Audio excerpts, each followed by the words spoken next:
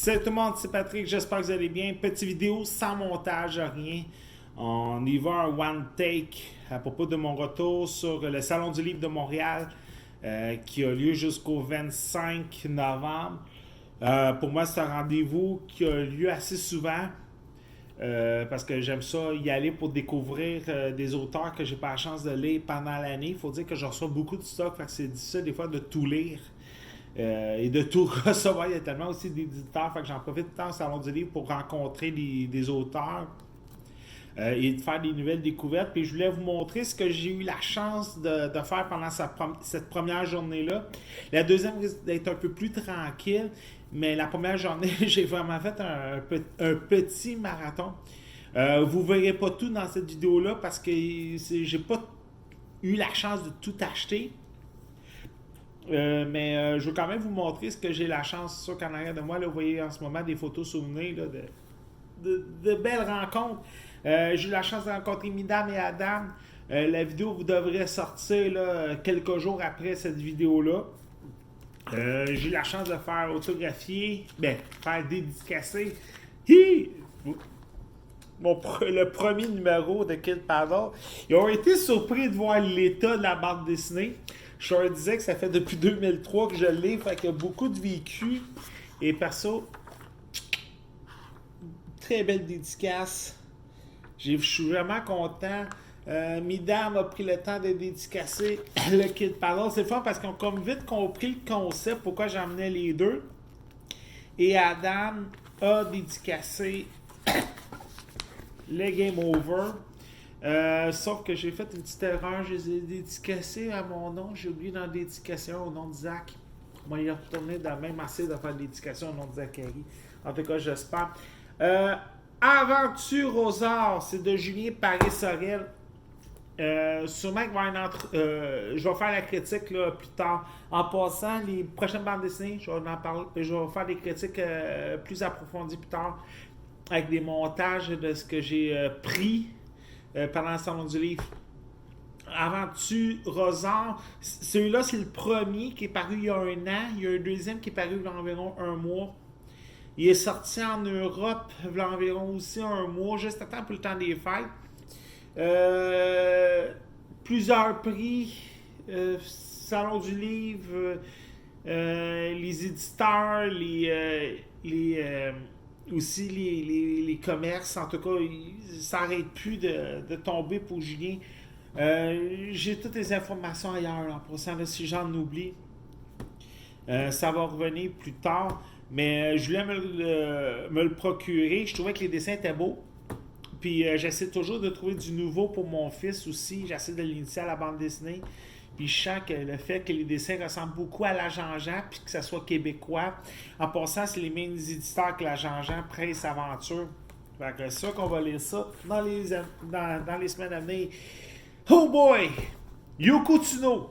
Ça fait longtemps que j'en ai pas lu. Je pense que la dernière fois que j'ai lu ça, c'était le numéro 10 au secondaire, puis même encore, je pense que c'était au primaire. Puis, comme j'avais dit, je voulais replonger dans la bande dessinée européenne. Puis Yoko Tsuno, je pense que c'était un bon pas dans la bonne direction avec Angers Faucon de Roger Leloup. Je me l'ai procuré. Perso, je vais plonger dedans, ça c'est sûr et certain. Puis ça va être le fun de relire du Yoko Tsuno, un peu comme Natacha, j'avais fait aussi. Là, j'avais relu du Natacha dernièrement. J'avais pas lu depuis Natacha depuis longtemps. Green Glass. J'entendais parler de la bande dessinée, puis on me disait que ça ressemblait beaucoup un peu à Buffy. Et je suis un petit peu fan de la série Buffy. On s'entend. Fait que je pense que je vais me faire du fun avec cette bande dessinée-là. Je vais me faire du fun à la lire. Puis en plus, la couverture est vraiment nice. Perso, là, j'adore ça. Là. Quand il y a des belles éditions comme ça, il est relié en plus. C'est chez Lombard. C'est le premier numéro. Pas mal sûr que je vais essayer de me procurer les autres. Chez Perrault BD. Retour vers le futur. En français. C'est les bandes dessinées qui sont chez IDW. Là, on s'entend, là, c'est Retour vers le futur 4, en tout cas, idée chronologique. Je les ai pas eu la chance de les lire en anglais, puis pourtant, je les ai en version presse. Fait que je vais sûrement les lire en français un peu plus. J'ai hâte de savoir ce que ça s'en allait, ces aventures-là. J'ai pas eu la chance de les feuilleter. Fait que sûrement. Puis c'est chez Perrault en plus. C'est un éditeur québécois. Il y avait aussi Power Ranger. Puis c'est les mêmes qui font Amores d'Aragon. Alors, avec de Jake Dion.